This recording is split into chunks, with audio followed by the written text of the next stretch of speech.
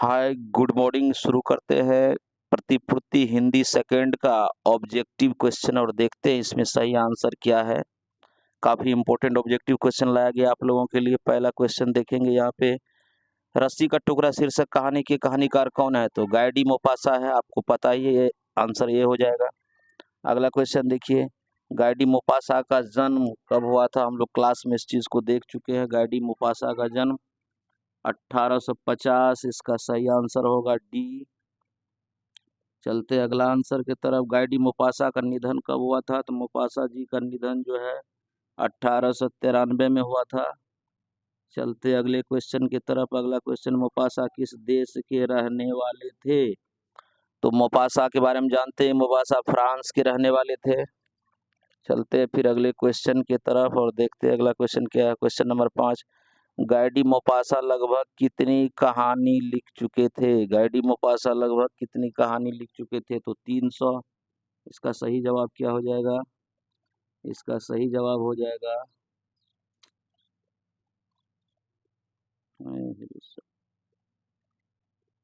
Guy de Maupassant लगभग कितनी कहानी लिखे थे? तो इसका सही जवाब होगा, ये लिखे थे 300 कहानी। कितनी कहानी लिखे थे? इन्होंने 300 कहानी लिखने का काम किया था। अगला क्वेश्चन पे चलते हैं। अगला क्वेश्चन, अपने लेखन में मोपासा ने कैसे समाज का चित्रण किया है? तो बुजुर्गा वर्ग का, जो ना तो अमीर हो ना गरीब हो, बुजुर्गा वर्ग का। चलते अगला क्वेश्चन की तरफ। अगला क्वेश्चन है, किसका बटुआ सड़क पर गिर गया था? तो हुलब्रेक महोदय का बटुआ, सी आंसर होगा। उसके बाद अगला क्वेश्चन पे चलते हैं। गाय डी मोपासा 1897 में कितनी उपन्यास लिखे थे? इन्होंने लगभग 6 उपन्यास लिखे थे। अगले क्वेश्चन की तरफ, कहाँ को जाने वाली सड़कों पर किसानों और उनकी पत्नियों का सैलाब? याद करिए, गोदरविल। कौन सा होगा? गोदरविल। चलते हैं आगे। कौन ऐसा मानता था कि हर छोटी से छोटी वस्तु उपयोगी होती है?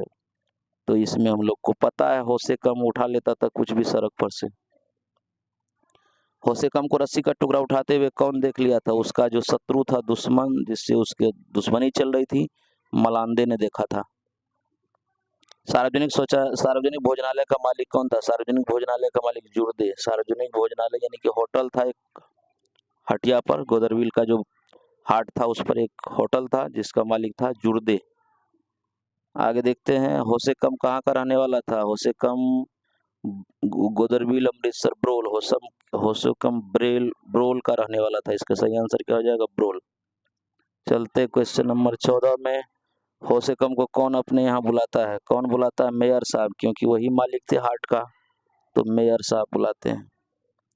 चलते क्वेश्चन नंबर 15 में, मेयर साहब को कौन बताता है होशे कम को बटुआ मिला था?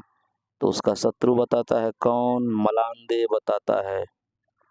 आगे चलते हैं, होशे कम गोदरविल के बाजार में दोबारा किस दिन जाता है? मंगलवार को जाता है दोबारा, लोगों को कहने के लिए कि हमने कोई भी चोरी नहीं की है।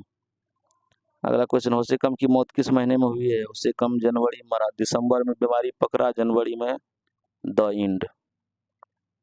उसके बाद, रस्सी का टुकड़ा शीर्षक पाठ के अनुसार काले चमड़े के बटुआ में क्या है? इस बटुआ में क्या है? 500 फ्रैंक और व्यापार से संबंधित कागज। इसका सही जवाब हो जाएगा, इसका सही आंसर क्या हो जाएगा? 500 फ्रैंक और व्यापार से संबंधित कागजात, 600 फ्रैंक और कागजात, 400 फ्रैंक और कागजात। इसमें हो जाएगा 500 फ्रैंक और कागजात। चलते अगले क्वेश्चन की तरफ। अगला है, कहानी विद्या को आधुनिक रूप देने में किनका स्मरणीय योगदान है? कहानी का स्मरणीय योगदान है मोपासा जी का। कहानी को और स्मरणीय योगदान देने में इसका योगदान है मोपासा जी का। और लास्ट में